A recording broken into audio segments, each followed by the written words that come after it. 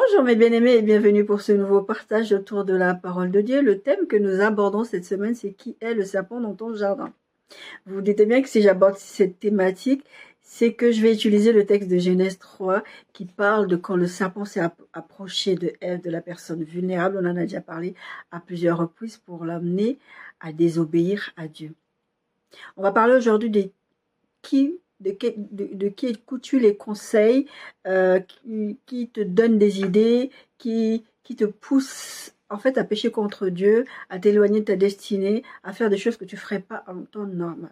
Vous savez, le Seigneur, comme je vous ai souvent dit déjà dans plusieurs prédications, le Seigneur parle beaucoup avec moi par les rêves. Pas que par les rêves, heureusement. D'ailleurs, le premier canal que le Seigneur utilise pour parler avec nous, c'est sa parole. C'est comme ça qu'on apprend à le connaître. C'est comme ça qu'on apprend à discerner sa voix. Et c'est comme ça qu'on apprend à se connaître au travers de la parole de Dieu. Vous savez, quand vous fonctionnez avec la parole de Dieu, vous savez quand Dieu parle et quand Dieu ne parle pas. Ça fait que quand je fais des rêves, je sais discerner quand c'est Dieu qui est derrière ça ou quand c'est pas Dieu. Parce que Dieu a un langage assez particulier. Même quand le diable essaye d'imiter le langage de Dieu, quand vous avez l'habitude, c'est pour ça que je vous parle beaucoup d'intimité, vraiment de relation avec Dieu, votre relation personnelle avec Dieu, parce que quand vous avez l'habitude de Dieu, vous avez l'habitude de sa parole, vous avez l'habitude de sa façon de fonctionner et de la façon de parler, vous savez, vous éliminez une grande partie des problématiques qui peuvent vous attaquer quand vous devez discerner si c'est Dieu qui vous parle ou pas. Et donc, oui, effectivement, Dieu utilise les rêves pour parler avec moi et c'est comme ça que j'arrive à savoir ce qu'il veut dire. D'accord ? Texte de base, donc, c'est le Genèse 3, 1 à 11. Le serpent était le plus rusé de tous les animaux des champs que l'Éternel Dieu avait fait.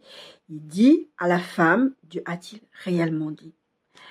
L'emphase sur ce texte, c'est Dieu a-t-il réellement dit?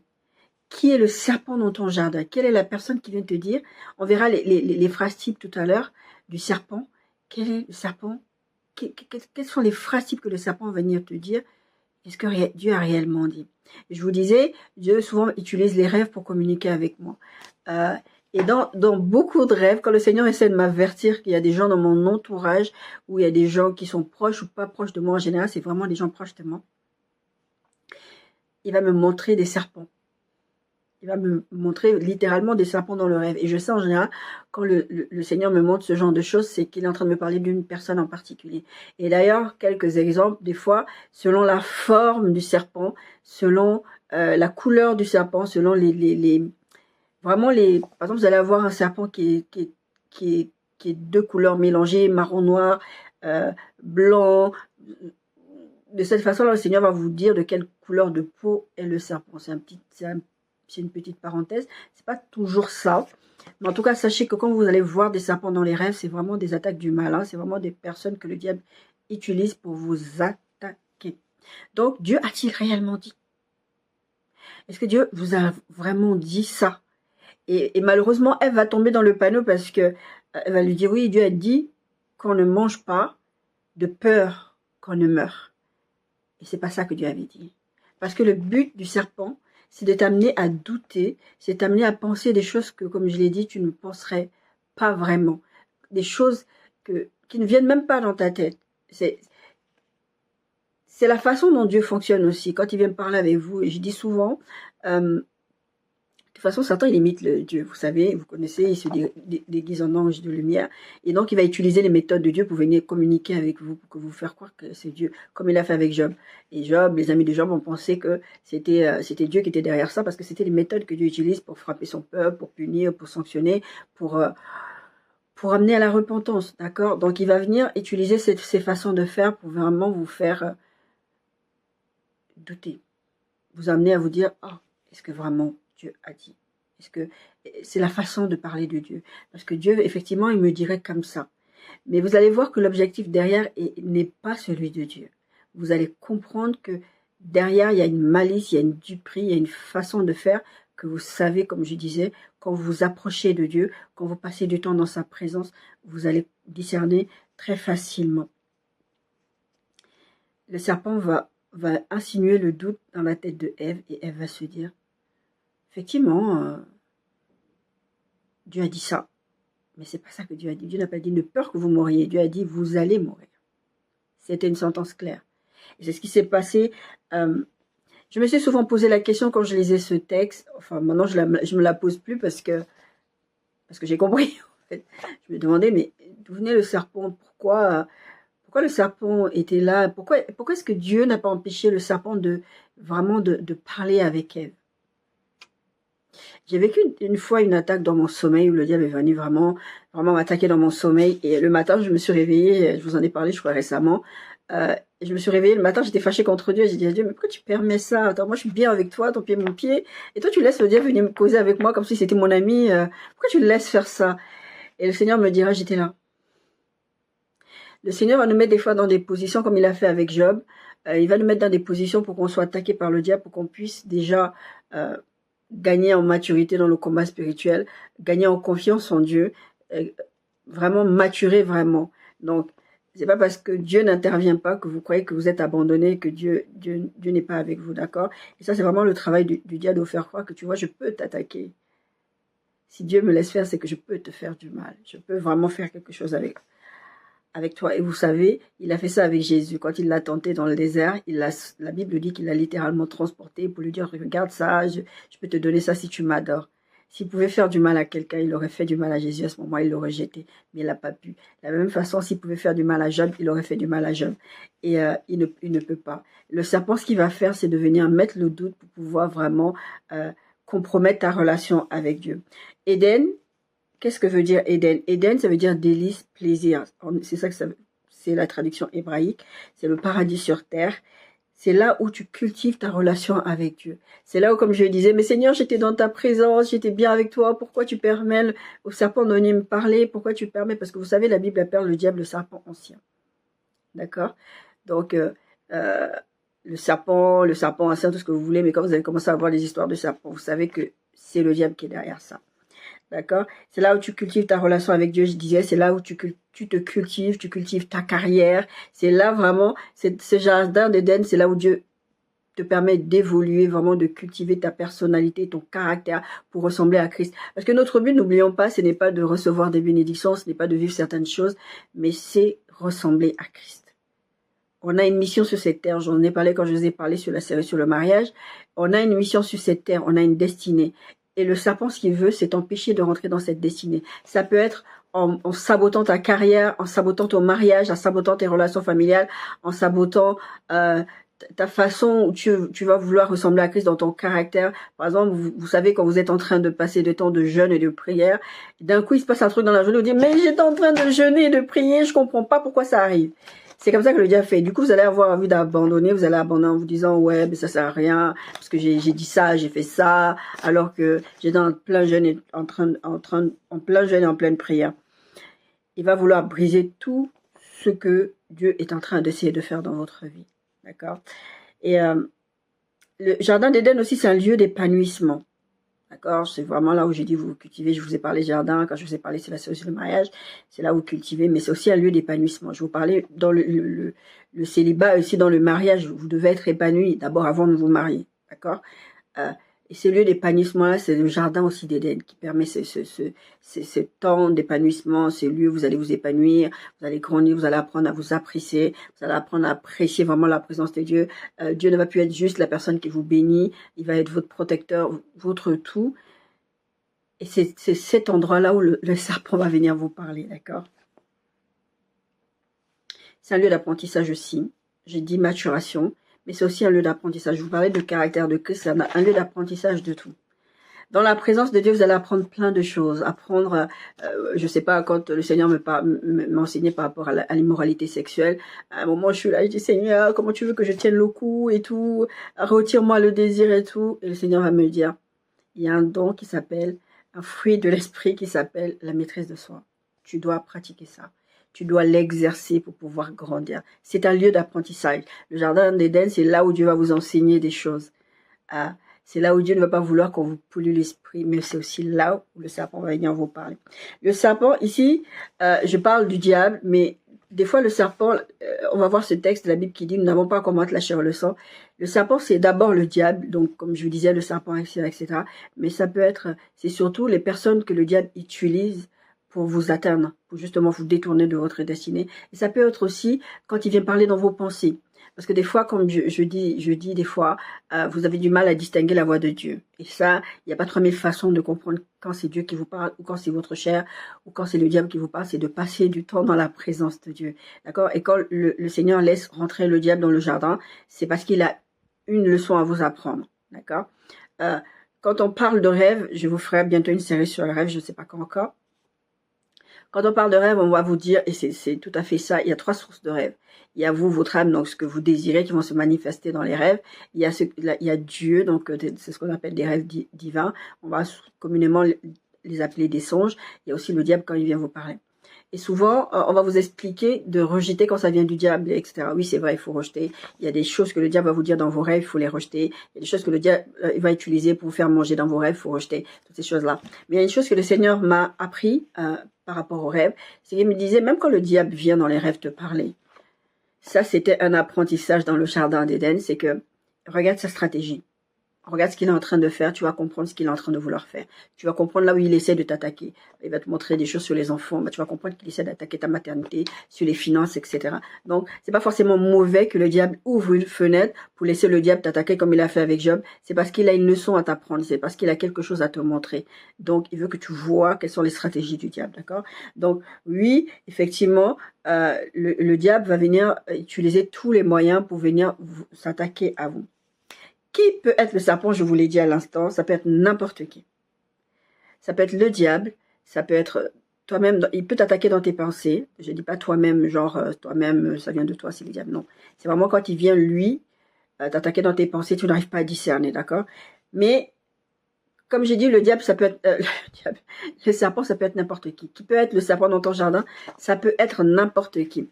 Ne pensez pas que parce que une personne est chrétienne, qu'elle ne peut pas jouer le jeu du diable. Déjà parce qu'il y a des loups, comme on est en train de parler de serpents, il y a beaucoup de serpents. J'avais dit ça une fois. À l'époque, je savais pas que j'étais appelée au ministère. J'avais discerné ça dans l'église où j'étais avant. J'avais dit à un des responsables, j'avais dit, vous ne vous rendez même pas compte que cette église est remplie de démons. C'était pas pour dire que tout le monde était un démon et que tout, mais parce que quand je disais ça, c'est vraiment comme Jésus disait à Pierre, on verra le texte, arrière de moi Satan, c'est vraiment qu'il y a des gens qui sont manipulés par Satan pour agir au sein même de l'église. Donc ne pensez pas que parce qu'une personne se dit chrétienne, ou même une personne est réellement chrétienne, que cette personne ne peut pas être utilisée par le diable pour vous nuire. D'accord? Et pour que le diable utilise un chrétien pour agir, il suffit que le chrétien laisse les portes ouvertes. J'avais un responsable comme ça à l'époque, un pasteur comme ça à l'époque. Le Seigneur nous montrait vraiment que... Enfin, il nous avait pas montré les portes ouvertes. Il nous avait montré... Enfin, moi, il m'avait montré personnellement que c'est parce que j'avais posé la question à Dieu, je comprenais pas comment un pasteur peut se comporter comme ça. C'était vraiment parce qu'il a laissé les portes ouvertes. C'est pour ça que je vous dis, ne jouez pas avec le péché, ne désobéissez pas à Dieu, ne faites pas des choses qui vont vous amener avec des conséquences. Pourquoi? Parce que c'est pas parce que le diable vient vous attaquer, c'est pas parce que le serpent vient vous parler que forcément Dieu n'est pas là. Comme je vous ai dit, Dieu est là, mais vous devez apprendre vous-même à vous positionner dans votre identité en tant qu'enfant de Dieu, à lui dire non, stop, tais-toi. Et moi, je me rappelle quand il est venu m'attaquer, c'était au mois d'avril. Ça m'avait tellement ça m'avait tellement chamboulé. Je lui disais de se taire. Il me disait des trucs par rapport à mon futur mari, etc. Et je lui disais, mais tais-toi. Je sais pas qu'est-ce que tu fais là, mais tais-toi, casse-toi. À un moment donné, il faut lui prendre. C'est pour ça que je parlais de prendre autorité. De cette façon-là, oui, il faut lui dire de se taire. Être un enfant de Dieu, ça n'exempte pas que le diable peut t'utiliser. Si tu laisses les portes ouvertes, je vous dis très souvent, quand vous laissez les portes ouvertes au diable, il a un droit légal d'agir dans votre vie. Il ne va pas lui laisser les portes. Ça ne veut pas dire que Dieu ne sera pas là, il ne viendra pas à votre secours, parce que quand le juste crie, le Seigneur répond. D'accord? Mais, en tout cas, ne lui laissez pas les portes. Ça évite déjà de certains dégâts. D'accord? Il va utiliser vos émotions pour aller pour contredire ce que Dieu dit. Par exemple, moi, je vais vous prendre mon cas. Cette personne, Dieu te dit, c'est cette personne que tu vas épouser. Et vos émotions sont là en train de vous dire non. Ou votre réalité est en train de vous dire quelque chose d'autre. Et du coup, il va venir utiliser vos émotions, vous parler dans vos pensées, il va vous mettre la peur. Vous savez, on vous dit souvent, la peur ne vient pas de Dieu. Quand il est là, mais vraiment, est-ce que c'est vraiment Dieu comme il a dit? Est-ce que c'est Dieu a-t-il réellement dit? Est-ce que c'est vraiment Dieu qui a parlé? Parce que là, vraiment, ma situation est contraire. Mais Jésus, tu es dans la barque avec nous. Comment ça se fait qu'il y a la tempête? Et tu veux qu'on meure? Qu'est-ce que tu fais? Et c'est ça le travail du serpent, vous faire douter. On a vu qui peut être le serpent. J'ai dit le serpent, ça peut être n'importe qui. D'accord. Donc ne laissez pas les portes ouvertes au diable. Mais ça peut être des gens, souvent les serpents, c'est des gens proches de vous. Maintenant, on va voir quelles sont les méthodes que le serpent utilise en fait pour vous amener à la destruction. Le serpent, c'est un manipulateur, d'accord. Le Seigneur me montrait souvent un couple depuis plusieurs années et récemment, il m'en a encore parlé il y a peut-être 3 mois, je sais plus, enfin il y a quelques temps. C'est un couple dont le Seigneur me parle depuis 2010-2011. Et je comprends pas parce que je me dis, mais Seigneur, j'arrête pas de prier. Et le Seigneur me montre à chaque fois que ce garçon, avec qui maintenant elle s'est mariée, c'est pour ça que je vous disais, ne vous mariez pas avec n'importe qui. Ce garçon est censé être chrétien, il l'amène à faire des choses, il la manipule. Il l'a épousée comme ça, la manipule, en lui disant, je t'ai vu, Dieu m'a montré que... Vous savez le nombre de personnes qui sont venues me voir pour me dire, Dieu m'a dit que je dois t'écouter la femme de ma vie. Prenez à discerner. Soyez dans la présence de Dieu. Donc le serpent manipule et le serpent des fois va utiliser des situations.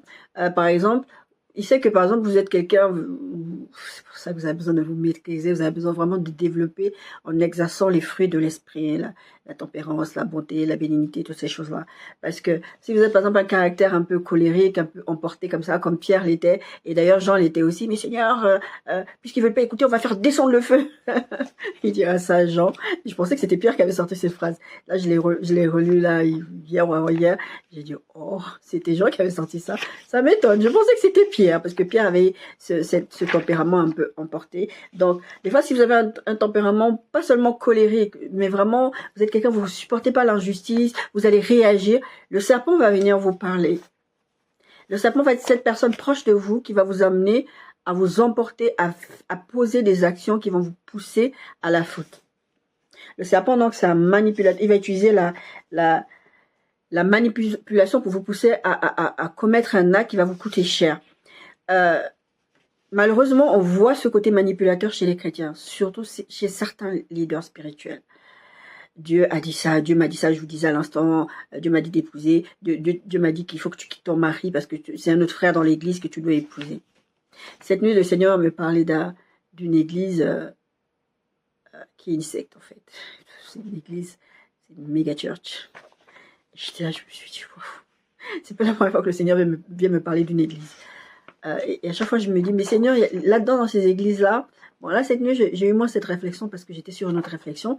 Mais souvent, je me dis, mais Seigneur, ces gens-là, il y a des gens dans ces églises-là qui t'aiment vraiment, qui te cherchent vraiment. C'est pour ça que vous avez besoin de votre relation avec Dieu. Parce que quand vous êtes dans des environnements comme ça, si vous ne vous rendez pas compte, ça va vous coûter cher. D'accord? Le serpent va utiliser aussi la subtilité pour insinuer le doute. Il y a une histoire qui passait sur les réseaux sociaux récemment où une fille disait il y avait une histoire vraiment où la fille, elle était allée voir le compagnon de sa meilleure amie. Et le compagnon à question était sur le point de demander un mariage la fille.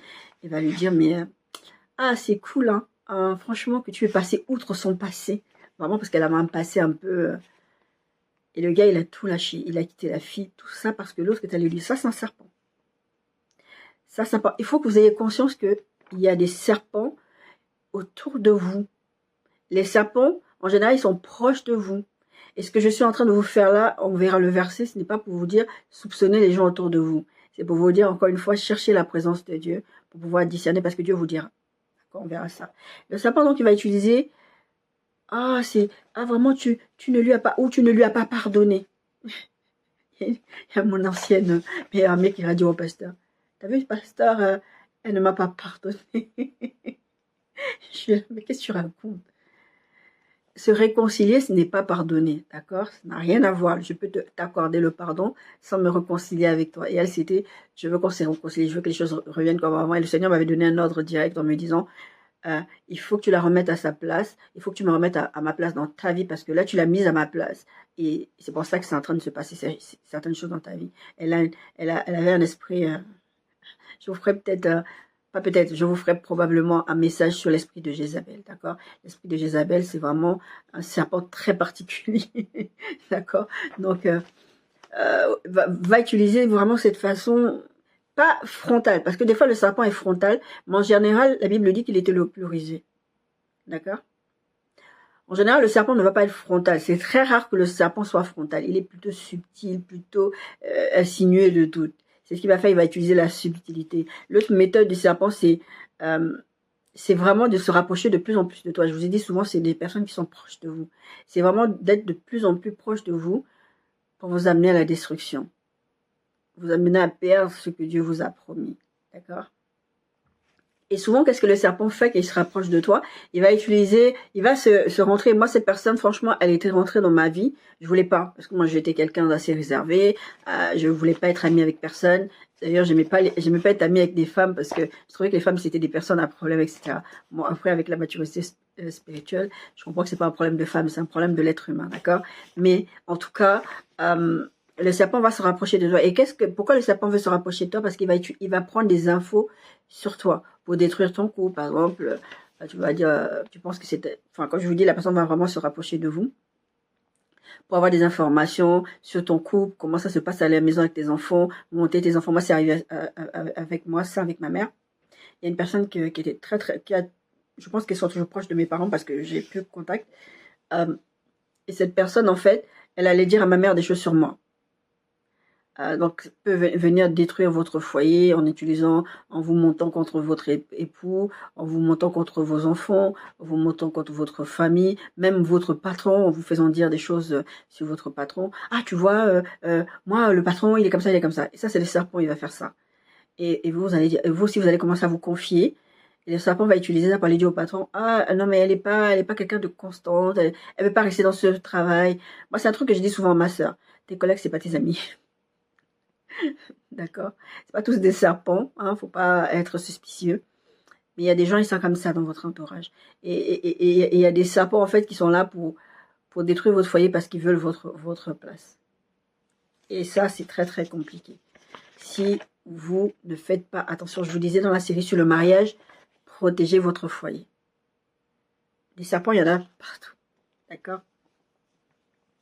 Et souvent, le serpent donne des conseils démoniaques. Et souvent, le serpent donne des conseils démoniaques. La Bible dit que, Jacques 3, 14, 17, si vous avez dans votre cœur un zèle amer, un esprit de dispute, donc c'est le cas du serpent, il est comme ça, ne vous glorifiez pas et ne mentez pas contre la vérité. Verset 15, cette sagesse n'est pas celle qui vient d'en haut, mais elle est terrestre, charnelle et diabolique. Car là où il y a le zèle amer, un esprit de dispute, il y a du désordre et toutes sortes de mauvaises actions. Et ça, c'est souvent l'esprit du serpent, d'accord, qui va venir faire ça. La sagesse, verset 17, d'en haut, est premièrement pure, ensuite pacifique, modérée, conciliante, pleine de miséricorde, de bons fruits, exempte de duplicité et d'hypocrisie. Et le serpent, il utilise l'hypocrisie, la duplicité.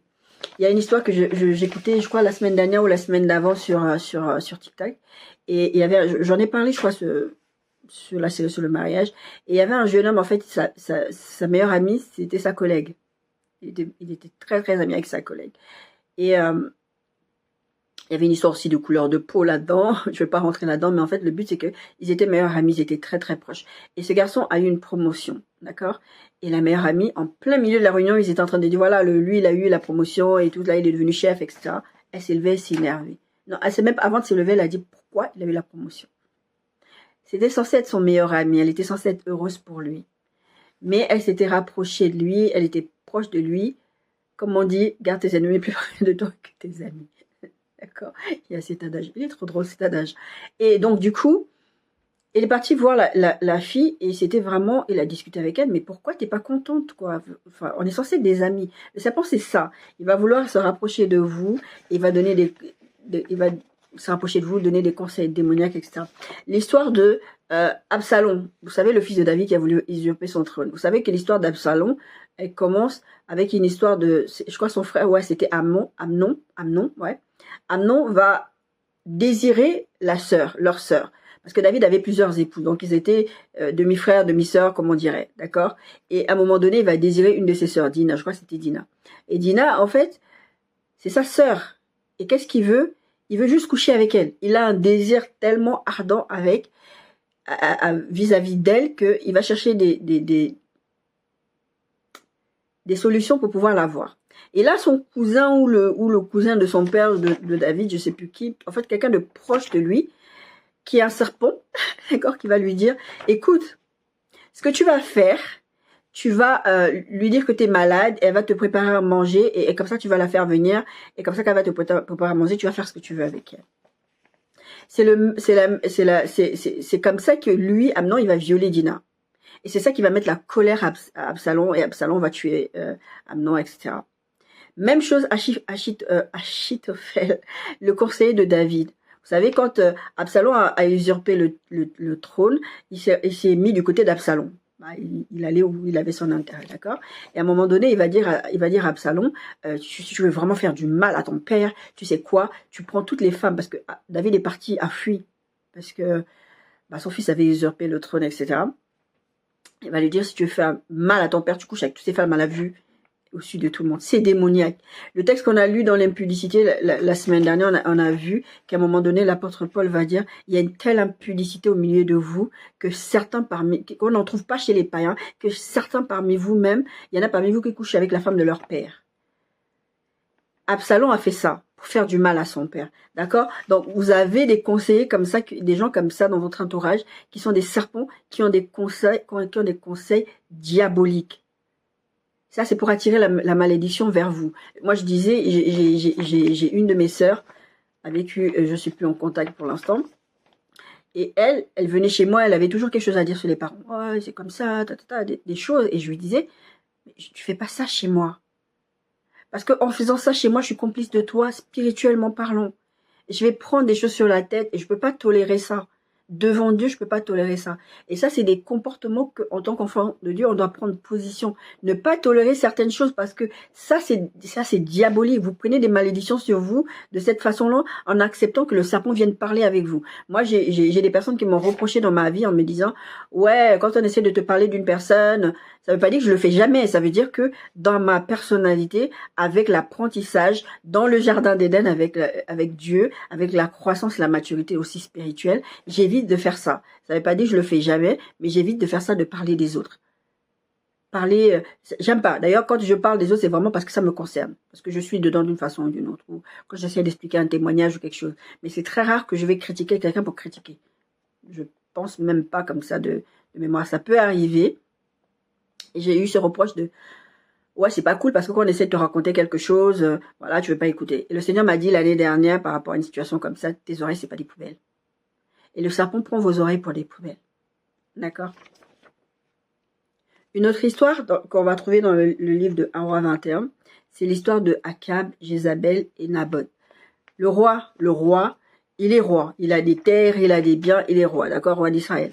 Et il voit le champ de Naboth, et l'envie veut le champ de Naboth. Ça, c'est une des méthodes du serpent. On est en train de parler des méthodes du serpent. Il va lui dire à Naboth, je veux ton champ, dis-moi, etc. Naboth, puisqu'il y a la loi de l'Éternel qui est là, tu peux pas donner, il y a une propriété qui est là, tu donnes pas comme ça, etc. Même si c'est le roi, d'accord?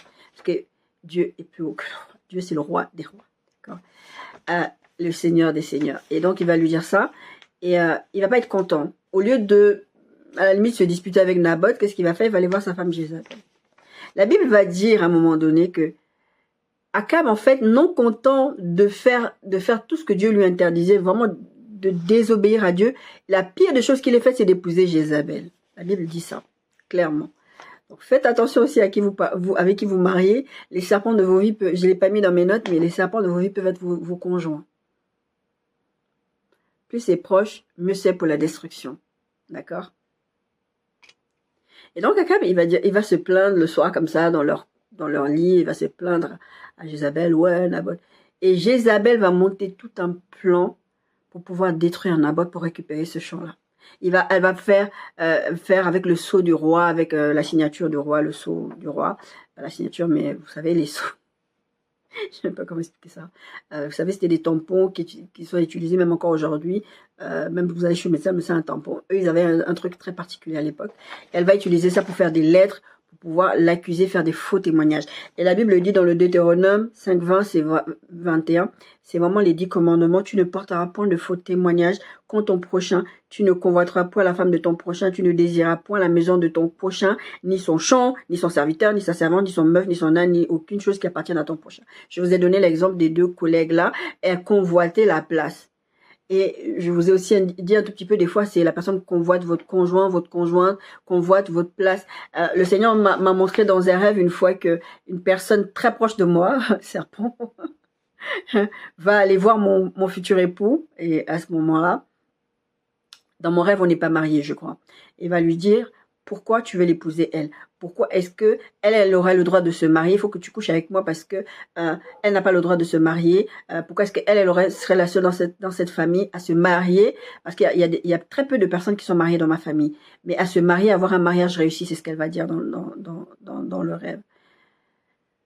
La convoitise, la jalousie. Et le serpent agit souvent là-dessus.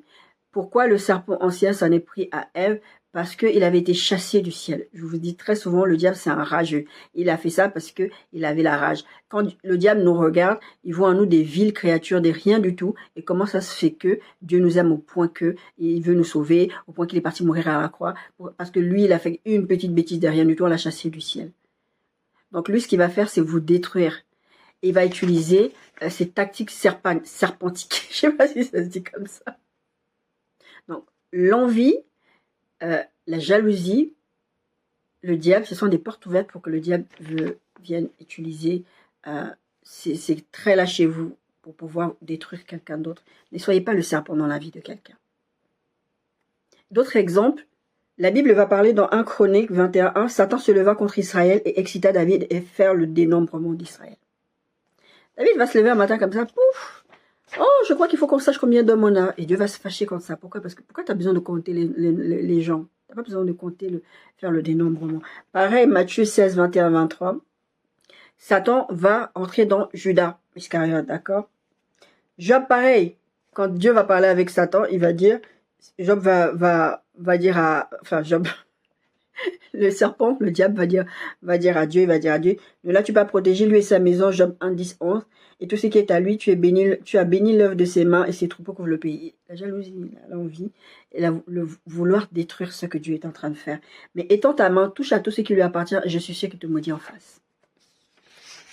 Il n'est pas content que vous marchiez avec Dieu, que Dieu fasse des choses avec vous, et que Dieu vous emmène quelque part, il va vouloir détruire ça. Parce que je vous disais, quand je vous parlais des couples, du mariage, c'est que le diable, il veut détruire l'œuvre de Dieu. D'accord? Ce que Dieu est en train de faire dans votre vie, dans votre destinée, le diable veut détruire ça. Donc, il va utiliser des gens pour ça. C'est pour ça qu'on parle de serpent. Il faut vraiment faire très, très attention. Jean 10, 10, la Bible dit, le voleur ne vient que. L'objectif du serpent, c'est que ça. C'est dérober, égorger, détruire. Jésus dira, moi je suis venu afin que les brebis aient la vie et qu'elles soient dans l'abondance. Mais lui, la Bible dit, le voleur ne vient que. Le but du serpent, c'est juste ça, vous détruire. Détruire, dérober, égorger, voler ce qui vous appartient. Je vous parlais de coups, prendre votre conjoint, prendre votre poste de travail. Et des fois même, ils font ça juste gratuitement. Le serpent, des fois, il fait ça juste gratuitement. Il n'aura même pas les qualifications pour le poste. Combien d'histoires j'ai écoutées où la fille est allée voler le mari d'autrui et parce qu'elle s'est dit elle va récupérer le mari et finalement le mari ne se met même pas avec elle parce qu'en fait il est dégoûté de ce qu'elle lui a fait faire ou il lui a fait faire. Donc la personne ne va même pas forcément prendre votre place, c'est juste pour que vous ne l'ayez pas. Vous savez, un peu comme les enfants. Tant que le jouet, là, vous l'avez acheté un jouet, il ne va pas jouer avec le jouet. C'est un exemple, hein, c'est pas pour dire que les enfants, c'est des serpents, d'accord? Il ne va pas jouer avec. Et dès que tu vas vouloir ce jouet, tu vas vouloir prendre ce jouet, eh ben, maintenant, l'enfant, il va s'intéresser au jouet.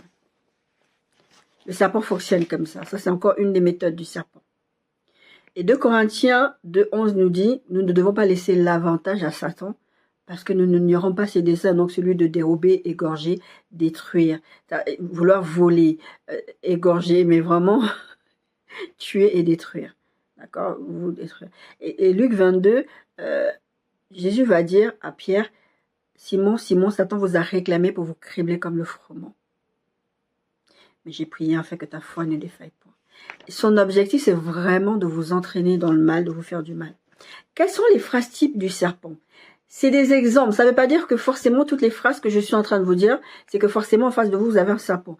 Vous avez des êtres humains qui sont comme ça aussi, qui sont un peu méchants, qui ont vraiment des choses comme ça. La Bible parle du côté charnel, du côté démoniaque et du côté de Dieu, d'accord? Je parlais même par rapport au rêve. Donc des fois, il y a des choses qui sont faites, c'est juste la nature charnelle de la personne qui est comme ça. C'est pas forcément le serpent. Mais ce sont des phrases que vous allez entendre typiquement de la bouche d'un serpent. D'accord? On a vu déjà une des phrases, est-ce que Dieu a réellement dit? Qu'on a lu dans le texte de Genèse 3. Est-ce que Dieu a vraiment dit ça? Est-ce que Dieu t'a vraiment dit que tu dois épouser cette personne? Est-ce que Dieu t'a vraiment dit que tu dois déménager? Est-ce que Dieu t'a vraiment dit ça? C'est utiliser le doute par rapport à ce que Dieu a dit. Ton mari ne sait pas s'occuper de toi. Moi, ton mari, il est nul, il t'offre pas des fleurs. Je vous disais quand je vous parlais par rapport à la série sur le mariage, que le mariage c'est un apprentissage à deux, d'accord? Il y a des choses que le mari ou la femme ne sait pas faire au début. Par exemple, le mari ne sait pas être romantique et il apprend. Vous apprenez ensemble. Quand vous êtes destinés pour être ensemble, c'est pas parce que l'autre ne fait pas quelque chose que c'est forcément quelqu'un de mauvais ou c'est pas la bonne personne pour vous, d'accord? C'est un apprentissage que vous faites ensemble, mais c'est avec le temps. Donc l'autre va venir dire, quelqu'un qui veut par exemple prendre, le serpent qui veut venir prendre votre place va dire, mais ou ton mari ou ta femme, elle fait pas ça, elle sait pas s'occuper de toi. Ta femme n'est pas une bonne épouse, elle sait pas faire le ménage, elle sait pas faire ci, elle sait pas faire ça. Que ce soit pour prendre la place de l'épouse ou simplement pour, en fait, parce qu'il y a des serpents, en fait, qui sont des amis, d'accord, qui ne veulent pas que quelqu'un, un conjoint ou une conjointe vienne dans votre vie. Moi, j'en ai connu des comme ça. Il y a des gens comme ça dans votre vie qui sont là pour vous empêcher de vous marier ou d'être avec la personne que Dieu vous a destinée. Pourquoi? Parce que elles doivent être le centre de votre vie. C'est pour ça que le Seigneur me disait par rapport à cette personne dont je vous parlais tout à l'heure, que remets-moi à ma place dans ta vie. Parce que ces personnes-là veulent être le centre de votre vie. Elles vont avoir des phrases comme ça, ton enfant n'est pas celui que tu penses. Le serpent peut vous dire ça. Je vous parlais tout à l'heure en exemple. Ton enfant n'est pas ce que tu penses que tu connais ton enfant, tu penses que... Il va avoir des phrases comme ça. Mais des fois, c'est même pas, comme je vous dis, frontal, c'est subtil. On a parlé de subtilité tout à l'heure. Tes parents ne t'aiment pas. Tes parents... et c'est même pas vrai ce qu'ils disent. Parce que le serpent, ce qu'il dit, n'oublions pas. La Bible dit que le diable, c'est le père du mensonge. Il ne se tient pas dans la vérité. Tout ce qui sort de sa bouche, là, c'est que mensonge. Donc, quand le serpent vient te parler, c'est pas pour te dire des vérités. Même quand il va les dire à je crois que c'est acte 8, quand il va aller voir cette jeune fille avec l'esprit de Python, l'esprit de Python va dire « Oh, c'est des vrais hommes de Dieu ». C'était vrai ce qu'elle disait. Mais elle avait un agenda derrière, on va voir que le serpent a un agenda derrière, d'accord? Tes parents ne t'aiment pas. Ma fille, quand le Seigneur nous faisait partir pour la Bretagne, le serpent est venu parler à ma fille. Le serpent a parlé dans ses pensées. Il lui a dit... Et elle savait, enfin, elle n'avait pas discerné tout de suite que c'était pas ses pensées, c'était le serpent qui lui parlait. Bon, je dis aujourd'hui le serpent, mais je lui ai dit que c'était le diable. Je lui ai expliqué à l'époque. Et donc, il va lui dire, tu sais, ta mère, elle va en Bretagne, parce que moi, j'étais toute joyeuse. Le Seigneur me parlait de mon futur époux, de comment ça allait se passer, des choses que le Seigneur me disait. Et donc, le serpent va aller parler à ma fille, il va dire à ma fille, tu sais, ta mère... elle va en Bretagne, elle va être heureuse, elle va se marier, tu vas lui gâcher la vie, tu vas être un poil mort pour elle. Il va lui dire tout un tas de choses comme ça. Et il va dire, ma fille, suscite-toi. Il va lui dire clairement à ma fille, pends-toi, suscite-toi. Ta mère n'a pas besoin de toi, tu vas lui gâcher la vie. Donc le serpent va venir utiliser ces phrases que ton père, ta mère ne t'aiment pas. Parce que, tu vois, regarde, il a donné un plus gros cadeau, il a donné un plus gros cadeau, un plus gros gâteau, un plus gros ceci. Donc tes parents ne t'aiment pas. D'accord? Ça peut être aussi dans l'autre sens, tes enfants ne t'aiment pas. D'accord? Tu ne devrais pas épouser parce que, pour tous les parce que, alors que Dieu vous a parlé clairement. Le serpent, comme je disais tout à l'heure, va venir contredire ce que Dieu dit. Et là, on est dans les phrases types que le serpent va venir vous sortir. Ta femme, elle n'a rien fait de la journée, ou ton mari n'a rien fait de la journée, mais c'est souvent ta femme, elle n'a rien fait de la journée. Regarde que tu travailles dur, elle reste là, elle s'occupe que des enfants. Les enfants, c'est pas dur de s'occuper des enfants. Parce que vous savez ce que ça demande de s'occuper d'un enfant. Le serpent va venir vous dire ça. Elle fait rien. Qu'est-ce que tu fais encore avec elle? Moi, je te vois bien faire ça. Moi, je te vois bien faire ce genre de travail pour vous saboter. Le serpent, n'oublions pas qu'il vient pour détruire, égorger, voler. Il va vouloir vous saboter. Oh, moi, je te vois faire ce travail-là. Moi, je te vois te marier avec un tel. Moi, j'ai déjà eu des trucs comme ça. Toi, je te vois te marier avec telle personne. Toi, je te vois faire ce genre de travail. Non, non, toi, t'es pas fait pour faire ce genre de travail. Ou t'es fait plutôt ce genre de travail. Le serpent a ce genre de phrase-là. Pour vous emmener. Encore le but, c'est vraiment, quand le serpent, il parlait dans l'histoire de Job qu'on a vu tout à l'heure, quand il va dire à Dieu, ah bah, tu lui as tout donné, hein, donc si tu lui enlèves ça, tu vas voir comment il va te maudire en face. C'est le but, c'est vous amener à renier Dieu toujours, ces choses-là, d'accord? Ou mettre des étiquettes sur vous. Le serpent va venir vous faire douter de votre identité, mettre des étiquettes, dire, toi t'es comme ça, toi t'as tel caractère, alors que c'est pas du tout vrai. Je parle pas des gens qui viennent vraiment discerner ou qui viennent vous dire des choses, parce que moi, par exemple, à l'époque, on me disait, quand tu parles, tu donnes l'impression d'être agressive. Bon, je sais qu'à l'époque, cette phrase avait un petit côté raciste derrière, parce que c'est vraiment le côté de la femme noire et s'énerve. Alors moi, je suis quelqu'un, à l'époque, quand je parlais avec beaucoup de passion. Donc, tu avais l'impression que j'étais agressive, alors que non, j'ai parlé dans la passion, je voulais expliquer, et cette personne en particulier, parce que c'était la seule personne à m'avoir dit ça, tu donnes l'impression d'être comme ça, t'es agressif. Bon, moi je l'ai pas mal pris. Enfin, si je l'ai mal pris, oui et non. Mais j'ai utilisé ce que cette personne m'avait dit pour changer, pour parler doucement, pour changer ma façon de parler, parce que je voulais pas que les gens me perçoivent comme quelqu'un d'agressif. Mais le serpent, lui, son objectif, c'est de dire, t'es comme ça, t'as telle personnalité, alors que c'est pas du tout dans ta personnalité. C'est pas comme ça que t'es. Vraiment te mettre une étiquette sur toi pour que tu penses que t'es comme ça. Oh, t'es infertile. Vous savez, c'est pas un truc de personnalité, mais oh, mais Dieu t'a rendu infertile. Mais Dieu est en train de te punir parce que tu avais commis des avortements. Des choses comme ça, des phrases comme ça, le serpent va vous sortir. Et je vous donne toutes ces phrases-là, vraiment pour que vous commenciez à réfléchir déjà dans la prière, pas pour soupçonner, on verra, pas pour soupçonner les gens, mais pour vous dire, ah, j'ai déjà entendu ça. Est-ce que Seigneur, tu étais en train de me prévenir qu'il y avait un serpent dans ma vie? Tu as le droit de t'amuser. T'es jeune, c'est pas parce que t'es marié que tu peux pas t'amuser, faire telle chose, aller voir ailleurs, c'est normal. Ton mari abuse, ta femme abuse, divorce. Je vous disais que le serpent a des méthodes, une des méthodes, c'est vraiment de vous manipuler, vous amener à faire des choses. Divorce, Dieu n'est pas avec toi. Dieu n'est pas avec toi dans cette affaire. Comme on a vu le point 1, est-ce que Dieu a vraiment dit, c'est Dieu n'est pas avec toi dans cette affaire? Tu as vu, les bénédictions de l'Éternel ne font suivre d'aucun chagrin. J'ai eu cette phrase-là aussi. Donc si tu es dans cette souffrance-là, c'est que Dieu n'est pas avec toi. Je vous ai pris l'exemple du bateau et Jésus tout à l'heure. Dieu n'est pas avec vous dans cette affaire-là. Vous êtes tout seul. Dieu n'est pas avec toi. D'accord? Puis surtout quand vous traversez des moments compliqués. Dieu n'est pas avec toi parce que si Dieu était avec toi, là, il n'y aurait pas la tempête, il n'y aurait pas tout ça. C'est Dieu qui te le livre. Des fois, dans des situations comme ça, c'est l'histoire de David dans la grotte avec Saül. Les amis qui étaient avec David, je dirais pas que eux c'était des serpents, mais les serpents fonctionnent comme ça, d'accord? Et c'était vraiment parce qu'ils ont pensé ça, mais c'était une pensée démoniaque, d'accord? Mais il y a des gens comme ça qui sont avec vous, qui vont vous dire, ah, comme cette histoire-là. Non, mais tu as vu David, Saül il est en train de dormir, c'est le moment de le tuer, parce que quand même tu as des raisons de vouloir le tuer. La Bible dit tu ne tueras point. Tu as des raisons de vouloir le tuer, hein? Dieu te le livre. Le serpent va vous faire croire que Dieu est derrière une porte ouverte, alors que pas du tout. Toujours dans le sens de la destruction. Tu es une bonne personne, reste comme tu es. Ça, c'est une des phrases que je déteste. Encore une fois, ce que je suis en train de dire, c'est pas que à chaque fois que vous entendez ce genre de phrase, c'est que c'est le serpent qui parle. Non. Mais le serpent a cette façon de parler. Parce que le serpent va vouloir que vous restiez comme vous êtes, que vous n'évoluez pas, que vous ne grandissiez pas en stature, en ressembler à Christ. Donc, tu es une bonne personne, reste comme tu es. D'accord? Je suis en train de passer à une personne, tu sais, tu te reconnaîtras, je parle pas de toi, d'accord? C'est une phrase que des fois les serpents sortent. Tu es trop jeune. Je vous invite à regarder l'histoire de Timothée, comment l'apôtre Paul parle. Ne laisse pas les gens dénigrer parce que tu es jeune. Tu es trop jeune, tu peux pas être... Laisse encore le temps, même pour le mariage, pour plein de choses, pour le travail, pour les promotions. Non, laisse passer. Ou dans notre famille, c'est d'abord les aînés qui doivent se marier. Il ne faut pas que toi, tu te maries. Le serpent est là comme ça, à faire ces petites choses dans la subtilité.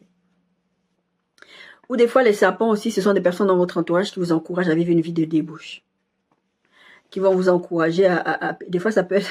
Moi, j'ai écouté des histoires, des fois, c'est des parents même qui encouragent leurs enfants à tromper leur conjoint. Le serpent, la Bible dit que les mauvaises compagnies corrompent les bonnes mœurs. Et vous traînez avec des gens qui sont des serpents, qui vous poussent à faire des choses que vous ne feriez pas en temps normal. À vous droguer, à vous détruire physiquement, à détruire votre foyer. Ah, mais ta femme, elle fait rien de la journée, ben viens, on va prendre une bière ou des choses comme ça. Le serpent va venir vous parler comme ça. Donc, faites attention à ça. La femme de Job va dire à Job, Job 2,9.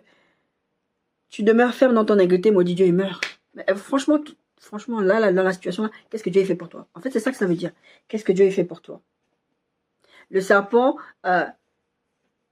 ce sont les femmes que Salomon a épousées. Salomon, on voit ça dans 1 Roi 1, 11-10. La Bible dit qu'il eut 700 princesses pour femmes et 300 concubines, et ces femmes détournèrent son cœur. Ces femmes, ce sont des femmes étrangères que Dieu interdisait son peuple à les épouser. Dieu ne veut pas que vous vous mélangez avec n'importe qui. D'accord? Et la Bible dit, à l'époque, verset 4, à l'époque de la vieillesse de Salomon, ces femmes inclinèrent son cœur vers d'autres dieux, et son cœur ne fut point tout entier à l'Éternel, son Dieu, comme l'avait été le cœur de David, son père. Et pourtant, David, il a fait des bêtises, hein, souvenez-vous-en. Salomon alla après Astarté, qui est une divinité des Sidoniens, et après Milcom, l'abomination des Ammonites. Et Salomon fit ce qui est mal aux yeux de l'Éternel, et ne suivait point pleinement l'Éternel comme David, son père. Enfin, je vous invite vraiment à lire cette histoire. Le serpent était les épouses de Salomon. Mais Salomon, comme il avait déjà ouvert les portes, vous savez, comme un peu Samson aussi. Samson aimait les femmes, donc il a ouvert les portes. C'est comme ça qu'il s'est retrouvé avec le serpent, qui lui a caressé les cheveux comme ça et tout. Et il lui a fait couper ses cheveux. Le serpent veut votre destruction. Il y a une autre histoire que j'ai écoutée récemment. Un jeune homme était vraiment amoureux d'une fille, son fiancé. Et cette fille-là avait une meilleure amie. Et c'est le genre de serpent qui ne veut pas que quelqu'un d'autre soit dans la vie de sa meilleure amie. Elle n'arrêtait pas de lui dire, dès qu'ils étaient en groupe, comme ça, avec les collègues, avec des amis, la meilleure amie allait dire à la fiancée du garçon, tu trouves pas que c'est bizarre comment il rigole avec cette fille-là? Tu trouves pas, regarde comment il la regarde bizarrement. Et elle va tellement insinuer le doute dans cette fille-là que la fille, à la fin, va quitter. Elle va gâcher son couple. Et le gars, il va finir par ne pas l'épouser, il va finir par la quitter. Et le pire, c'est que jusqu'à la fin, elle ne croira pas un seul mot de ce que le garçon va dire. Le serpent. Qui est le serpent dans votre vie? Il faut que vous arriviez à l'identifier. Toutes ces choses que je vous donne, c'est pour arriver à identifier le serpent, que vous vous rendiez compte que vous n'êtes pas dans le monde des bisounours. Je disais à ma fille très très jeune déjà, le diable n'a pas pitié de toi parce que tu es un enfant. Bien au contraire. Quand vous devenez enfant de Dieu, vous rentrez dans un champ de bataille, vous rentrez dans un combat, vous rentrez dans le combat spirituel. Bientôt, je vais vous faire un petit message sur le combat spirituel. Mais en tout cas, ce qui est sûr et certain, c'est que c'est pas le monde des bisounours. D'accord? Le serpent veut vous détruire. Vous devez vous défendre. Je vous disais tout à l'heure, le serpent a un agenda caché. Quand le serpent se rapproche de vous, il ne va pas venir vous dire frontalement, comme je vous ai dit, j'ai ça comme idée. Quand le serpent, c'est dans le texte de, je crois que c'est Luc, c'est Luc 4, la tentation de Jésus, où on va apprendre l'agenda caché du serpent. Quand il s'est approché d'Adam et Ève, il va dire, tout ça m'a été donné. Mais qui lui a donné? Personne ne lui a donné, il l'a volé. Le voleur ne vient que pour voler. Le diable, il fait que ça. Il est venu prendre l'autorité qu'elle avait été donnée de dominer, etc. En leur disant, est-ce que Dieu a vraiment dit? Il a un agenda caché. Le serpent dans votre vie a un agenda caché. Malheureusement, vous ne le savez pas. Lui sait, il connaît son agenda. Il sait qu'il veut détruire. Moi, le Seigneur, à chaque fois qu'il m'a parlé de serpents dans ma vie, des gens que je connaissais déjà, ou des gens que je ne connaissais pas encore, quand je vais déménager tel endroit, le Seigneur m'a dit, tu vas déménager, tu vas trouver des serpents. Et je vois ça dans les rêves, je vois des serpents. Et souvent, c'est des rêves genre, je vois le serpent en train d'aller faire ses saletés qu'il veut aller faire. Il sait pas que je le vois. Et les gens les serpents qui fonctionnent autour de moi ne savent pas que je sais qu'ils sont des serpents. Pourquoi? Parce que le Seigneur m'a montré qui sont ces gens-là.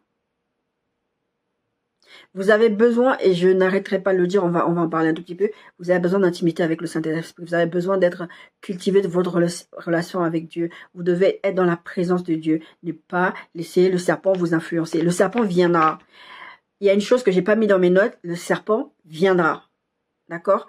Quoi que vous fassiez, le serpent viendra, que ce soit Dieu qui permette ça, comme avec l'histoire de Job, comme je vous ai raconté. Dieu est là, il permet les choses pour que vous voyez la stratégie.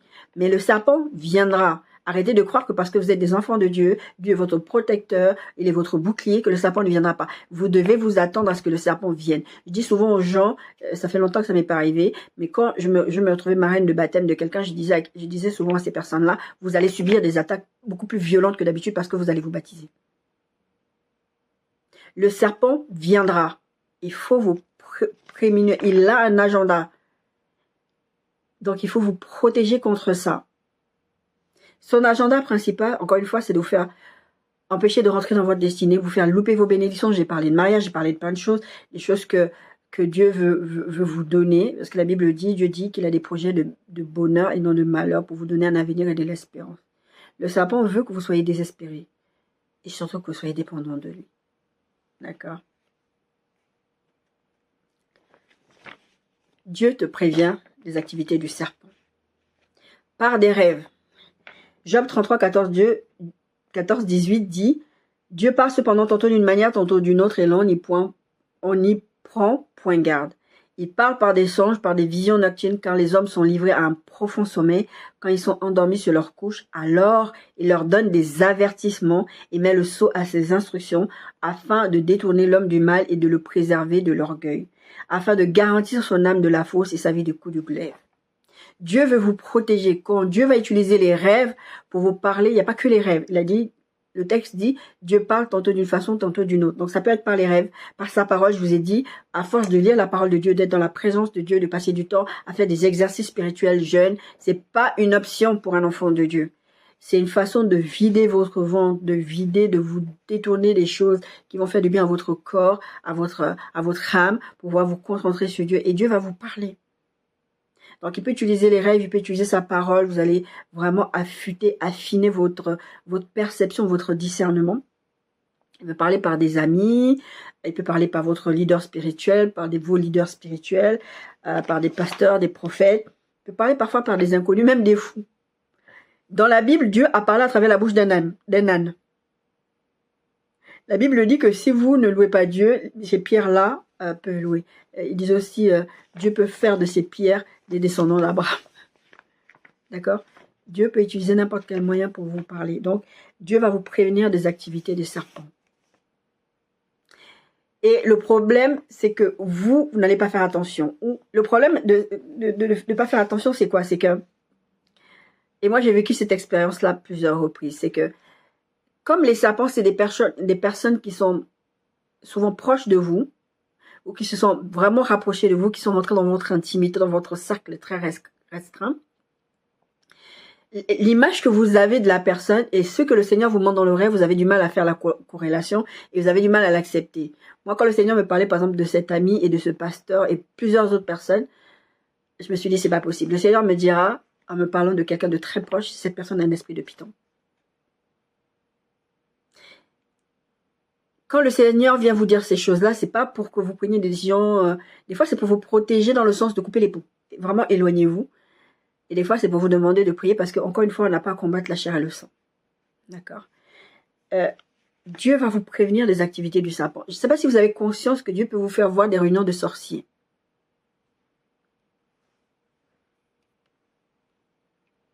Je vous disais tout à l'heure, des gens font des trucs, ils ne savent pas que je suis au courant.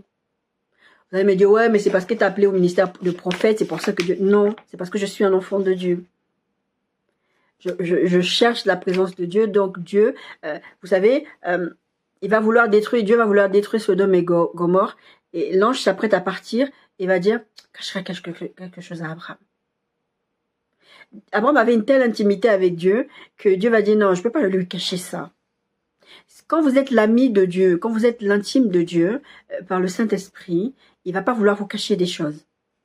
Il va vous emmener, et des fois dans la journée, vous allez croiser ces mêmes serpents-là, ils vous ont vu la nuit.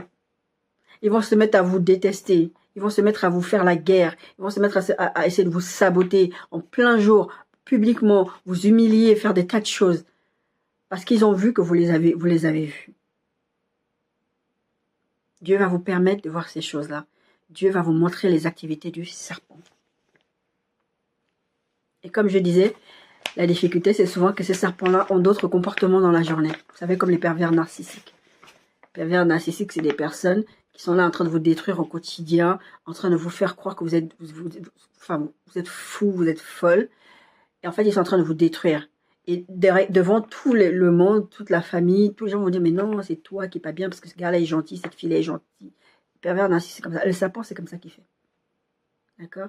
Et quand Dieu vient te montrer les activités du serpent, tu te dis, mais non, c'est pas possible. Non, cette personne n'est pas comme ça. C'est un pasteur, c'est un chrétien. Pourquoi? Comment? Apprenez à écouter Dieu. Apprenez à écouter Dieu parce que le serpent peut être très charmant, très gentil. Je dis souvent que la gentillesse n'est pas un fruit de l'esprit, d'accord? Très serviable, adorable, abordable, sociable. Le serpent peut être comme ça. Encore une fois, je ne suis pas en train de dire que tout ce que je suis en train de dire là, tous les gens qui sont autour de vous, qui sont sociables, adorables et tout ça, c'est des serpents. Non, d'accord? Apprenez à discerner. D'accord? Le serpent est très manipulateur. Parce que comme j'ai dit, le serpent veut arriver à ses fins, à un agenda caché. Donc il va tout faire pour ça. Comment se protéger du serpent? Discerner. Matthieu 10,16. Voici, je vous envoie comme des brebis au milieu des loups. Soyez donc prudents comme les serpents et simples comme les colombes. J'aime bien la Bible utiliser serpent pour dire soyez prudents. Parce que le serpent, la Bible dit qu'il était le plus rusé de tous les animaux. D'accord? Soyez prudents. Soyez prudents. Surtout dans le milieu de l'église. Les chrétiens de Béret, Paul et Silas venaient leur prêcher des choses, ils allaient vérifier dans les Écritures. Le serpent est là pour vous détruire. Il va introduire des sectes pernicieuses parmi vous, dit la parole de Dieu. Il va vous amener à penser que c'est vraiment Dieu qui a parlé comme ça. Voilà, et vous allez croire ça. Dans le milieu de l'église, c'est difficile des fois de discerner les serpents. Quand vous prenez le temps dans la parole de Dieu, vous savez que cette parole-là ne peut pas venir de Dieu. C'est pas biblique ce que la personne est en train de prêcher. D'accord? Des fois, c'est tellement subtil. Ah, il s'écrit dans ce verset-là que la semence de ceci, alors il faut que je couche avec toi pour. Ça a l'air comme ça gros, mais il y a des gens qui croient ça. D'accord? Il faut discerner, être prudent. La prudence est de mise. Je vous ai pris l'exemple des chrétiens de Béret. Luc 10,3. Je vous envoie, c'est un peu comme le verset un peu haut. Voici, je vous envoie comme des agneaux au milieu des loups. Vous ne savez pas. Vous savez même pas que vous êtes au milieu de loups. Le Seigneur m'a fait voir une vision d'une personne une fois. Et je voyais la personne se transformer en loup. Vous voyez, des images comme ça, le Seigneur est en train de vous prévenir de choses. Donc, je vous parle de serpents. Des fois, c'est des loups. Mais là, on est en train de parler particulièrement du serpent parce que le serpent est vicieux. D'accord? Et je vous disais tout à l'heure, Dieu va vous montrer les activités. Il y a des choses que vous ne pouvez pas savoir si ce n'est pas Dieu qui vous les montre.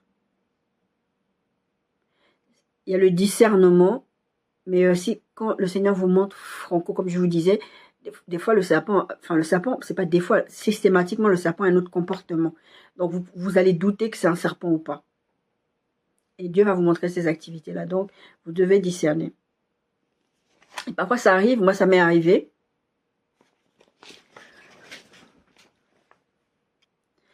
Il y a des choses que vous ne pouvez pas savoir si ce n'est pas le Seigneur qui vous les montre. Vous devez avoir le discernement, vous devez aiguiser votre discernement. Et je ne suis pas en train de dire que tout ce que vous voyez, tout ce que je vous ai dit là, c'est que maintenant, c'est des serpents partout, des serpents. Oui, il y a beaucoup de serpents autour de vous, vous n'avez pas conscience. Le nombre de fois où le Seigneur m'a montré qu'il y avait tellement de serpents autour de moi, mais je ne suis pas parce que, comme le Seigneur m'a donné cette information, je ne vais pas dire, oh, il y a des serpents, je ne parle plus avec. Avec. Je sais qui tu es. D'accord? Mais il y a des choses que vous ne pouvez pas savoir si ce n'est pas l'Esprit de Dieu qui vous révèle. Je vous disais que le Seigneur va vous montrer les activités du serpent. Et le discernement, il y a ce don spirituel que le discernement des esprits. Demandez au Seigneur de vous donner le discernement des esprits. Vous allez savoir qui est un serpent ou pas. Ce n'est pas de soupçonner les gens que c'est des serpents. D'accord?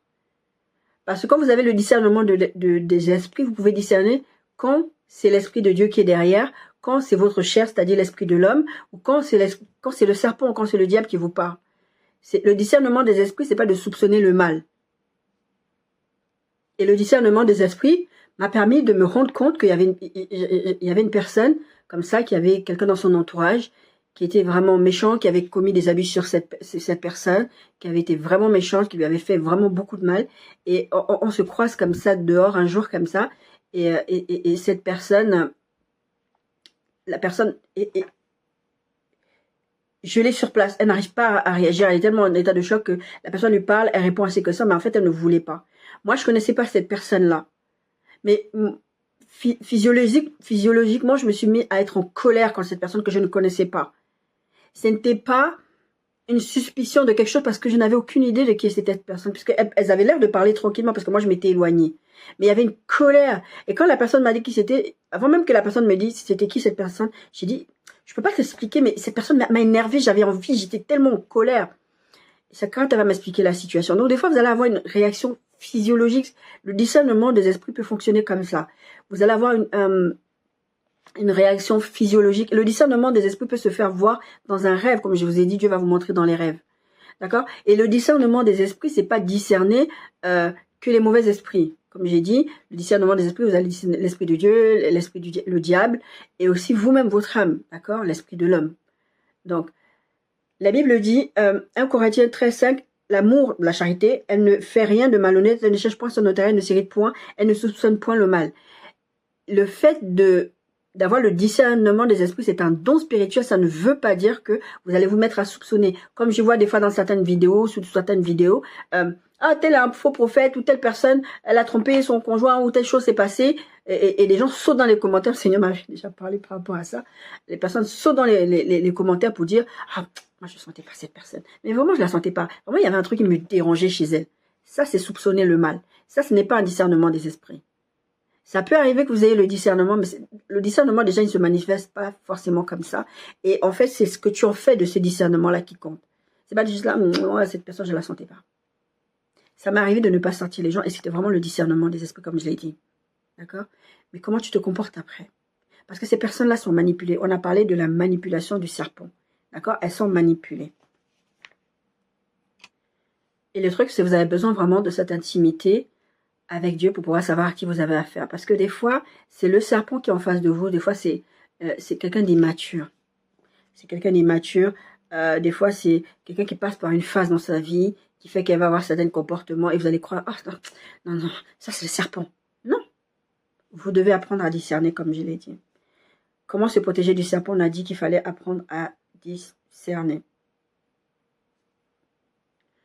Et le truc du serpent, c'est qu'il essaie de se faire passer pour quelqu'un de pas dangereux.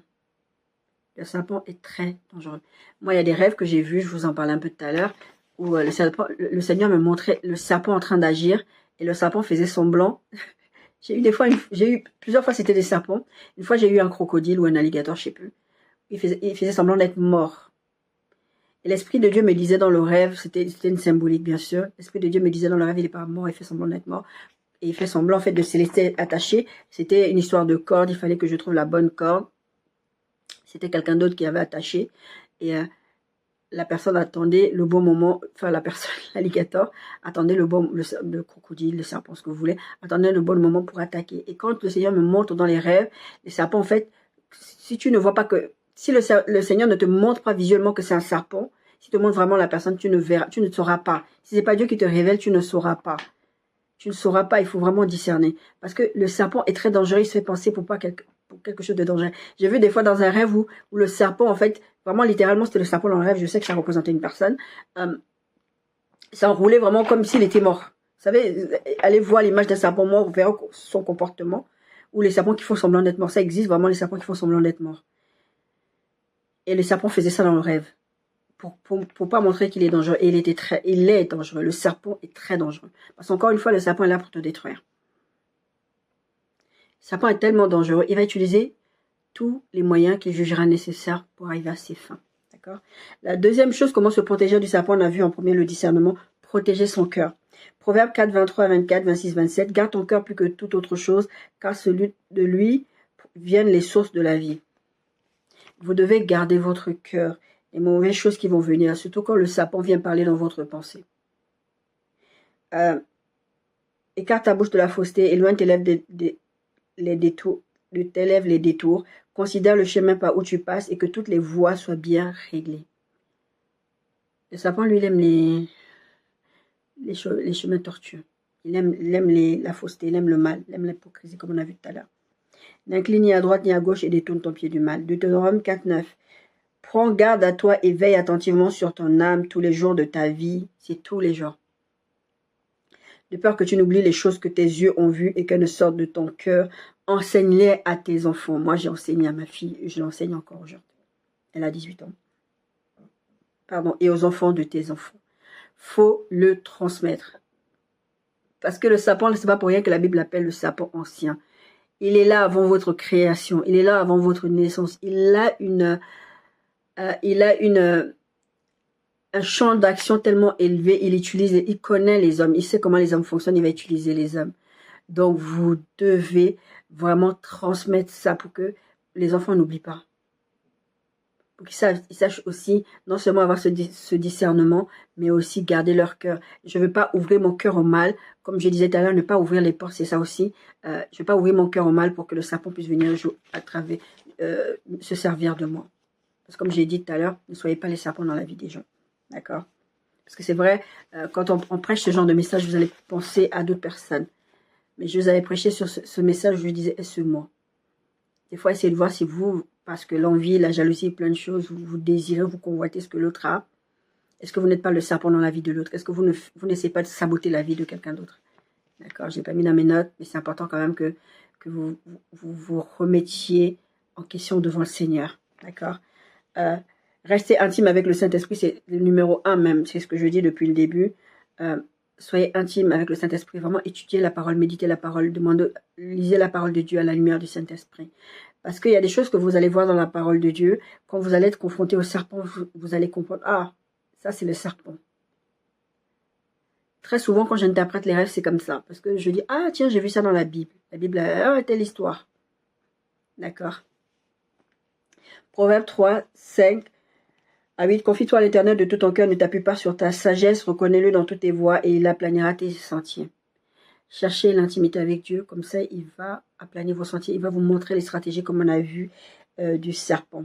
Ne sois point sage à tes propres yeux, crains l'Éternel et détourne-toi du mal. Ça va ensemble. Crains l'Éternel et détourne-toi du mal. N'ouvrez pas les portes à Satan dans votre vie. D'accord? Ce sera la santé pour tes muscles et un rafraîchissement pour tes os. Et l'autre moyen de se protéger, c'est écouter Dieu et lui obéir quand il parle promptement. Je vous disais tout à l'heure, quand le Seigneur vous montre les serpents, c'est des gens dans votre vie de tous les jours qui n'ont rien à voir avec des serpents. Donc quand Dieu vous prévient que ça c'est un serpent, tu dois agir de cette façon. Le livre de Job, le texte de Job qu'on a lu tout à l'heure, c'est pour vous donner des avertissements, pour vous protéger de la fausse et du glaive et tout ça. Écoutez Dieu, c'est important. C'est une des façons comment vous allez vous protéger des serpents. Quand Dieu vous a dit, vous a montré telle personne, c'est un serpent. Je dis bien quand Dieu. C'est pour ça que je vous parle d'intimité, d'accord? Écoutez-le. Dieu sait ce qu'il est en train de dire, d'accord? 1 Corinthiens 2, 9, 12 dit, je vais lire le verset 10 qui dit, Dieu nous les a révélés par l'Esprit, car l'Esprit sont tout, même les profondeurs de Dieu. Quand vous êtes intime avec Dieu, l'Esprit va vous révéler des choses. Le verset 9 dit, mais comme il est écrit, ce sont des choses que l'œil n'a point vues, que l'oreille n'a point entendues et qui ne sont pas montées au cœur de l'homme, des choses que Dieu a préparées pour ceux qui l'aiment. Effectivement, on utilise souvent ce texte pour parler des miracles, des dons, des choses que Dieu fait. Mais ça peut être aussi des choses négatives, comme ça que Dieu va vous révéler. D'accord? Verset 11 dit, lequel des hommes en effet connaît les choses de l'homme, si ce n'est l'esprit de l'homme, on a parlé un peu, l'esprit de l'homme, l'esprit de Dieu, etc. De même, personne ne connaît les choses de Dieu si ce n'est l'Esprit de Dieu. Et je vous dis très très souvent que vous ne pouvez pas faire les choses de Dieu sans Dieu. Vous ne pouvez pas marcher dans la vie chrétienne sans l'Esprit de Dieu. Vous avez besoin de l'intimité avec le Saint-Esprit pour pouvoir discerner toutes ces choses, pour pouvoir maturer dans toutes ces choses. Il y a des choses qu'on ne peut plus me faire avaler à moi. Pas parce que l'expérience et parce que l'intimité, la maturité, etc. qui fait que il y a des choses que tu ne peux pas me raconter.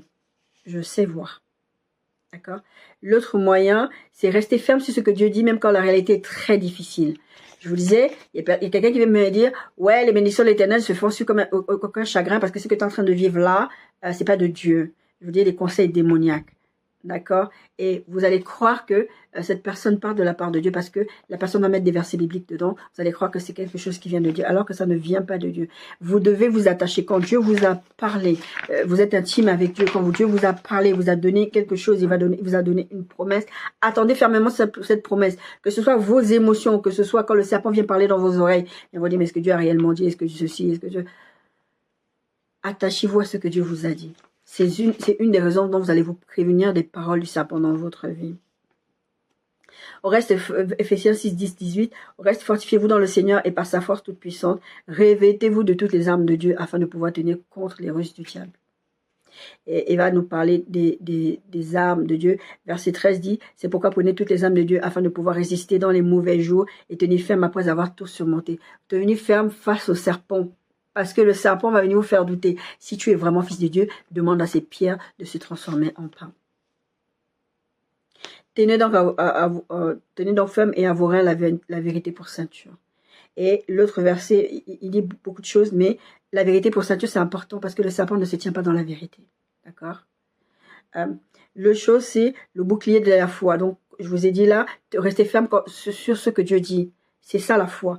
De dire, ok, je ne vois pas les choses arriver, ma réalité elle est complètement différente de ce que Dieu dit, mais Dieu a dit quelque chose, ça va arriver. Je vais m'accrocher à cette parole-là. Donc, tenir le bouclier de la foi. Le bouclier, c'est ça. Non, je n'accepte pas ce coup qu'est en train de m'envoyer. Avec lequel vous pourrez éteindre tous les traits enflammés du moyen. Il y a une autre chose qui est l'épée de l'esprit, qui est la parole de Dieu. Et je vous dis depuis tout à l'heure, vous devez passer du temps dans la parole de Dieu pour discerner les paroles du serpent. Parce que le serpent va vouloir ressembler à Dieu. Parce que quand vous lisez le livre de l'Apocalypse, ça m'avait frappé. À un moment donné, il y a le texte qui parle de comment le dragon parle, il parle comme l'agneau. Je dis, oh, il essaie de ressembler à Jésus. Le serpent va se déguiser en ange de lumière. Je vous ai donné plein de choses tout à l'heure. Je vous ai dit, le serpent va essayer de vous faire croire des bonnes choses, va essayer de donner une certaine image. Et c'est pas ça, en fait. Le serpent est là pour détruire, d'accord? L'autre chose, c'est comment se prémunir de ça, veiller et prier.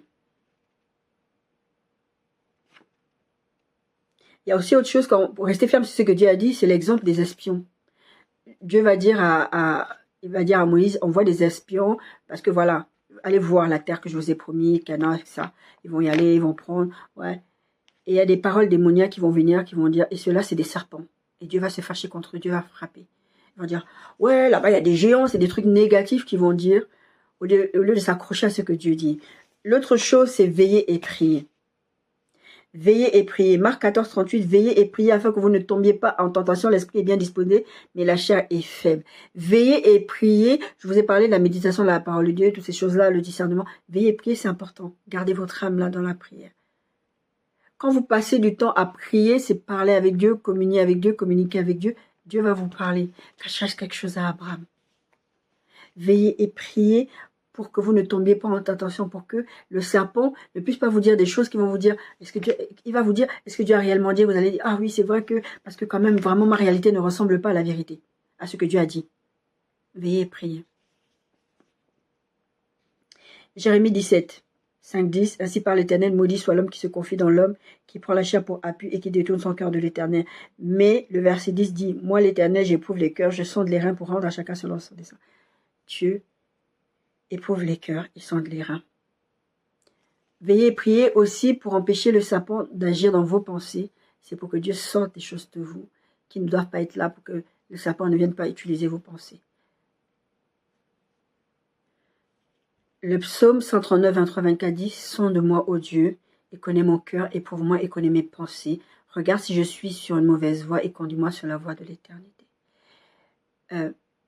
Sondez ce qu'il y a à l'intérieur de vous. Je suis sûre que si David avait utilisé cette même prière que lui-même il a écrit, au moment où il a vu Beersheba, au moment où il y avait des choses qui se passaient en lui, il n'aurait pas tué Uri pour prendre la femme d'Autrey. Demandez à Dieu de vous sonder. On a vu ce texte de Jérémie qui dit que Dieu sonde les reins.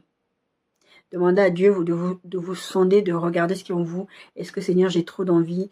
Par exemple, vous êtes à l'église, ça fait 10 ans que vous êtes dans l'église et que quelqu'un qui arrive depuis 6 mois va se marier dans l'église. Moi j'avais peut-être j'ai connu une histoire comme ça, une fille qui m'a raconté une histoire comme ça, qu'elle s'est mariée avec quelqu'un. Les gens lui en voulaient parce que elle venait de se convertir, elle avait épousé quelqu'un dans l'église qui était là depuis longtemps. Il y avait déjà jalousie auprès d'autres femmes qui étaient là en train de dire, attends, nous on est là depuis longtemps. Demandez à Dieu de regarder ce qu'il y a à l'intérieur de vous. C'est pour ça que je disais tout à l'heure, gardez votre cœur. Demandez à Dieu ce qu'il y a à l'intérieur de vous pour que vous ne puissiez pas envier les autres. Seigneur, je te remercie pour ce que tu fais dans la vie du frère et de la sœur. Je ne vais pas être le serpent dans sa vie. Je ne vais pas commencer à critiquer, à les parler. Comme je disais tout à l'heure, vous allez Dieu n'est pas dans les congos, ça, d'accord? Allez dire oui, pourquoi cette personne c'est comme ça, et jalouser la personne. Ça va vous pousser à prendre des actions à un moment donné. Parce que le péché, une fois qu'il est conçu dans la pensée, il va se traduire en action, la parole de Dieu dit. 2 Corinthiens 10, 3, 5, si nous marchons dans la chair, nous ne combattons pas selon la chair. Car les âmes avec lesquelles nous combattons ne sont pas charnelles, mais sont puissantes par la vertu de Dieu pour renverser les forteresses. Nous renversons les raisonnements et toute hauteur qui s'élève contre la connaissance de Dieu et nous amenons toute pensée captive à l'obéissance de Christ. Nous, on n'est pas là pour combattre la chair et le sang. La chair a des émotions, même si le serpent utilise les émotions pour venir entrer. Le serpent va utiliser la faim que Jésus avait pour lui dire « transforme les pierres en pain. Si tu es vraiment fils de Dieu. » C'est pour jouer sur votre identité. Tout ce que j'ai dit, c'est vraiment, faites attention parce que, oui, c'est bien de discerner qui est le serpent dans ton jardin, mais n'oublions pas que nous n'avons pas à combattre la chair et le sang. D'accord? Nous devons combattre des dominations, des principautés, toutes ces choses-là qui s'élèvent contre la connaissance de Christ, qui veut vous empêcher de rentrer dans votre destinée. Et ces personnes-là, des fois, souvent, elles savent qu'elles sont des serpents, d'accord? Comme je dis, le serpent a un agenda caché, mais le serpent sait qu'il fait des choses de serpent, d'accord? Mais nous, on ne doit pas... c'est pas parce que le Seigneur te donne une révélation que forcément tu dois aller attaquer quelqu'un. Le champ de bataille se passe dans les lieux célestes, ça se passe dans la prière, ça je dis veiller et prier, ça se passe dans les temps d'intimité avec Dieu. La révélation vit avec une action. L'action, c'est pas d'aller attaquer la personne, parce que nous n'avons pas à combattre la chair et le sang. C'est important tout ça parce que la base, c'est l'amour. Ne pas combattre la chair et le sang, c'est aimer les gens. Je vous invite vraiment à aller lire le texte de 1 Corinthiens 13 qui parle d'amour. Et il y a des versets qui parlent de charité, d'accord? La charité, la Bible le dit, verset 1 Corinthiens 13, 1, 8. Quand je parlerai les langues des hommes et des anges, si je n'ai pas la charité, donc si je n'ai pas l'amour, je suis un airain qui résonne, une cymbale qui retentit. Ça veut dire que je fais du bruit. Et quand j'aurai le don de prophétie, la science de tous les mystères et toute la connaissance, quand j'aurai même toute la foi jusqu'à transporter des montagnes, si je n'ai pas la charité, je ne suis rien. Et quand je distribuerai tous mes biens pour la nourriture des pauvres, vous voyez tout ça? Le serpent fait toutes ces choses. Quand je livrerai même mon corps pour être brûlé, si je n'ai pas la charité, cela ne me sert à rien. La charité est patiente, elle est pleine de bonté. La charité n'est point envieuse. La charité ne se vante point, elle ne s'enfle point d'orgueil. Elle ne fait rien de malhonnête. Elle ne cherche point son intérêt, elle ne s'irrite point, elle ne soupçonne point le mal. Elle ne se réjouit point de l'injustice, elle se réjouit de la vérité. Elle excuse tout, elle croit tout, elle espère tout, elle supporte tout. La charité ne périt jamais, les prophéties prendront fin, les langues cesseront, la connaissance disparaîtra. Si vous exercez des dons spirituels, si vous faites des bonnes choses, vous montrez une image, mais que vous n'avez pas l'amour, vous êtes là à soupçonner, vous avez vu, Dieu vous a montré que c'était un serpent, vous devez aimer cette personne, parce que nous n'avons pas à combattre la chair et le sang. Mais bien aimé, réfléchissez-y dans la prière, vraiment dans l'intimité avec Dieu, que vous ayez cette intimité avec Dieu, que vous soyez tellement amis avec Dieu qui va pas vous cacher ces choses-là. Mais encore une fois, quand il va vous révéler ces choses, c'est pas pour aller parler. Oh, Dieu m'a montré que tel était un serpent. Moi, je vous donne des témoignages de rêve. Les personnes ne savent pas. Parce que c'est pas des personnes que j'ai dit. Dieu m'a montré que tu avais un esprit de python. Dieu, ceci, c'est ça. Moi, je vous dis à vous. Ces personnes ne savent même pas que je sais qui elles sont. D'accord? Dieu va vous révéler les choses pour vous préserver. Et pour préserver aussi votre famille. Pour préserver les gens qui sont autour de vous. Parce qu'il y a des gens qui ont beau être chrétiens, qui sont des fois immatures. Ou des fois qui se mettent dans des situations, comme je disais tout à l'heure, les mauvaises compagnies corrompent les bonnes mœurs. Et qui se mettent dans des situations compliquées et où les serpents peuvent venir les attaquer. J'ai fait un rêve où le Seigneur me montrait, c'est un homme de Dieu connu, et les serpents se cachaient sous des feuilles, ils prenaient la forme de feuilles mortes et plein de choses comme ça.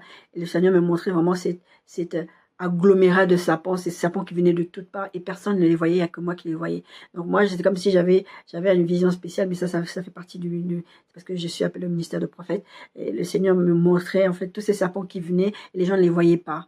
Et j'étais là, il y a un serpent là, il y a un serpent là, il y a un serpent là, il y a un serpent là. C'est pour ça que je suis en train de vous enseigner toutes ces choses. Pour vous montrer que il y a des serpents, vous devez faire attention. Mais quand Dieu vous montre c'est qui les serpents, c'est pas pour leur faire du mal. Parce que ces personnes sont manipulées. Je vous disais tout à l'heure, le serpent ancien, il va manipuler pour arriver à ses fins.